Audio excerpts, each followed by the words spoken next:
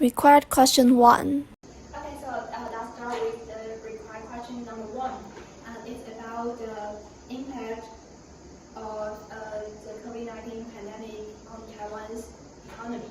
And due to the COVID-19 pandemic, the consumption become less and the everyday demand decrease. Let's look at the diagram. This is the original curve, and because the aggregate demand become less, so the aggregate demand curve shift to the left, and this is a right-hand line here, and here we have the new equilibrium points, and we compare these points to the previous points. And we can find both the price level and the quantity of output decreases. And which means the recession and deflation occurs. And because the price level falls, so the short run aggregate supply curve moves to the right-hand side, and here is the new equilibrium point here. Compare this point to the former points, we can find the price level falls further, and the quantity of output rise back to the original point, which is the natural rate of output. Okay, and in the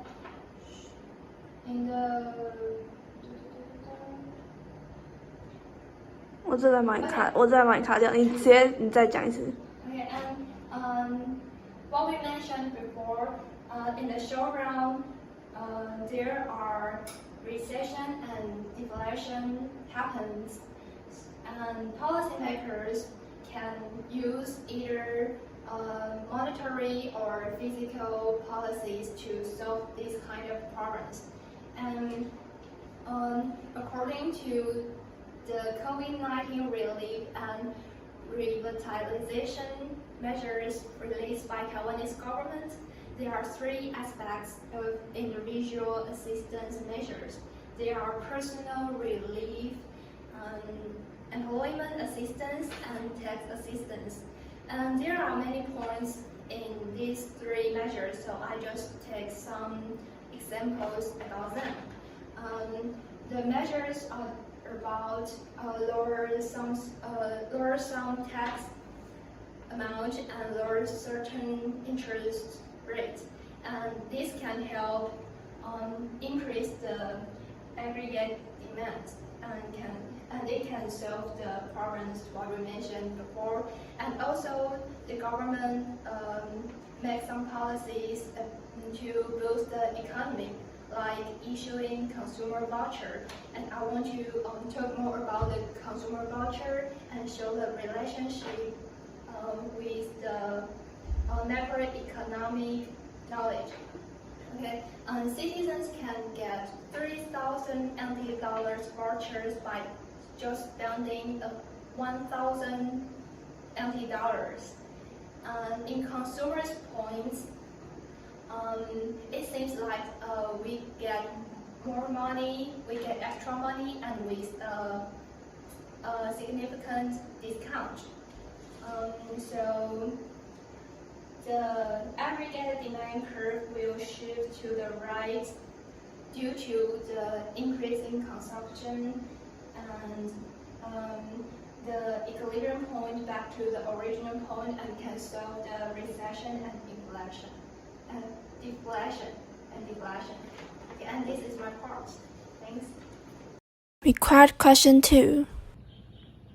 So now I'm going to talk about required question 2. And the first question is to introduce more about the trade war between USA and China. And first, I'm going to talk about how it started. It started because Trump thought that there are unfair trade practices between USA and China. And among those trade practices and their effects are the growing trade deficit, the theft of intellectual property, and the forced transfer of American technology to China. In addition, Trump has a clear goal to this trade war, which is to reduce the trade deficit and hope that China can widely open their market. The method Trump used is that USA imposed tariff on China and increased the amount of tariff.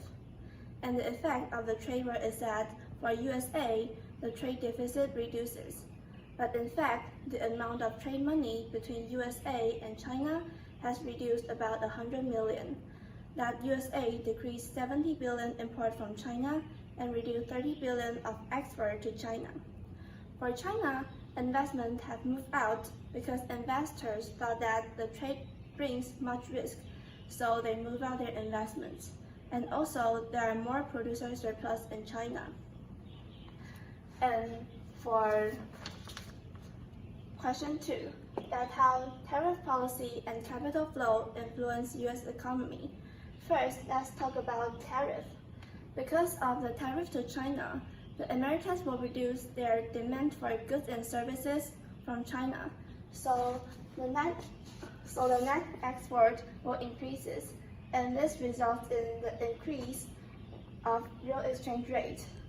However, the appreciation of the dollar tends to reduce net exports, which offsets the direct effect of the tariff, so the net export won't change in the long run. And next, let's talk about the capital flow. Since there are more investments in the USA, the net capital outflow will decrease, which results in the decrease in real interest rates and the increase in the real exchange rate. In addition, China imposed retaliatory tariff on imported goods from USA. It will decrease the net export in the USA. However, for the trade between USA and China, China is the one that exports more goods. So even China imposed tariff on USA, China still loses more net export. So now we're going to talk about question 3, that's how tariff policy and capital flow influence China economy. Because of the tariff from USA, the net export will decrease, and also the investment in China decreases, so this will result in the decrease of aggregate demand. And because of the aggregate demand decreases, so the price level will decrease, so that the real GDP will decrease and the overall prices will decrease. So because of the demand decreases, so the price of RMB will also decrease, so that the nominal exchange rate will decrease. And for question 4, do I agree with the belief of President Trump? In the short run, the American demand of goods and services from China decreases, which results in the increase of net export. However, in the long run, appreciation of the dollar tends to reduce net exports, which offsets the direct effect of the tariff, so the net export won't change in the long run.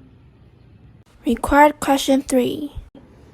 Hello, so I'm here to explain the required question number 3, and it is about the quantitative easing. And so what is quantitative easing?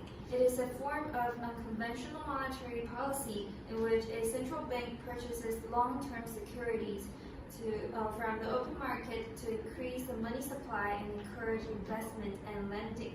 But what's the difference between quantitative easing and the conventional monetary policy? Well, when short-term interest rates are either at or approaching zero, the normal open market operations of the central bank, which uses interest rates to achieve their economic goals, are no longer effective.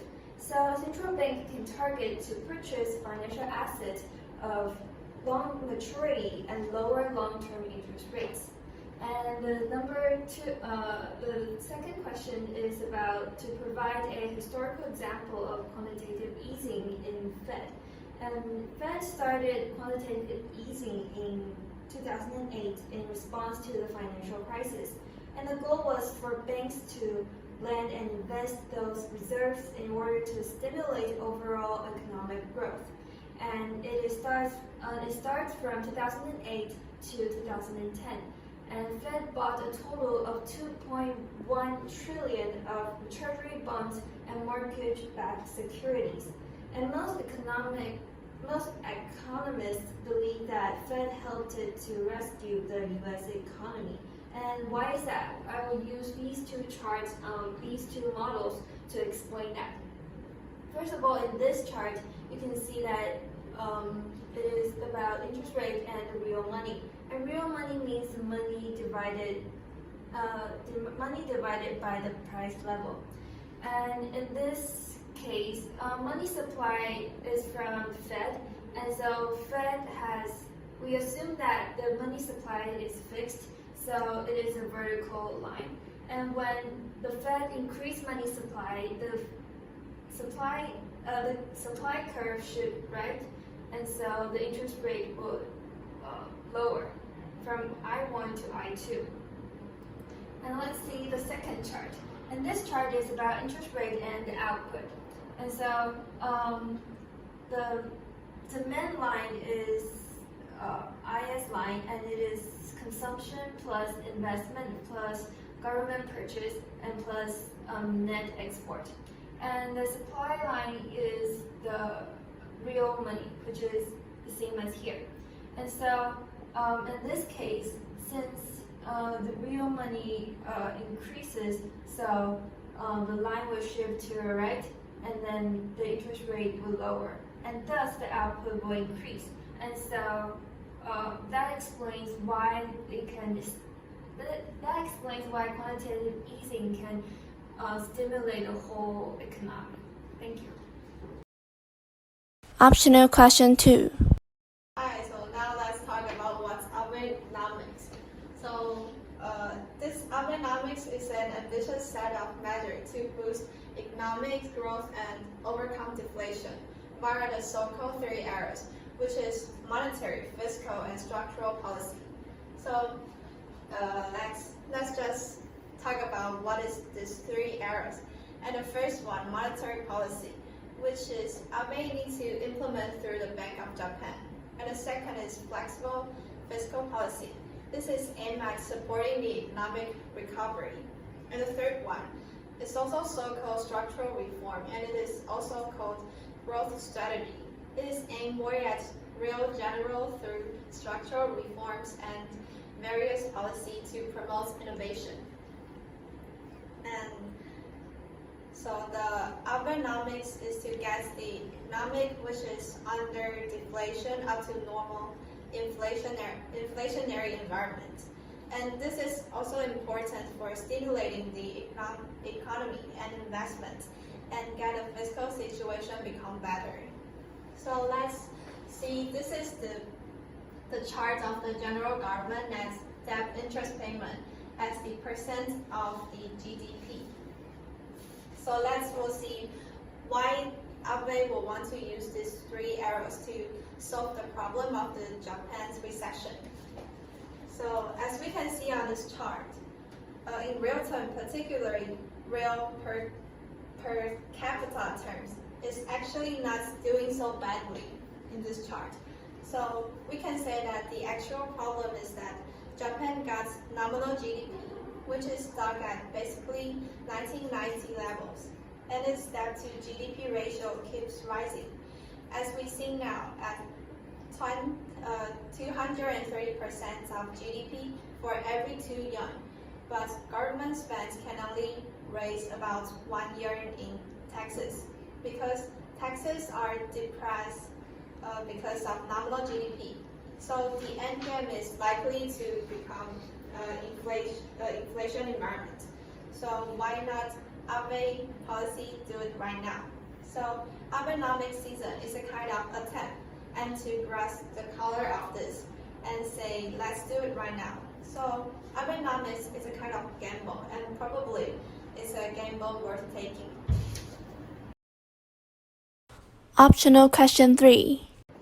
Hi, I want to talk about the difference between Hayek and Keynes. And first I want to introduce both of them. And Keynes is famous for his book, The General Theory of Employment, Interest and Money. And commonly, government should use strategies and policies to stabilize the whole market. On the other hand, Hayek's argue that the market has its own power without government help.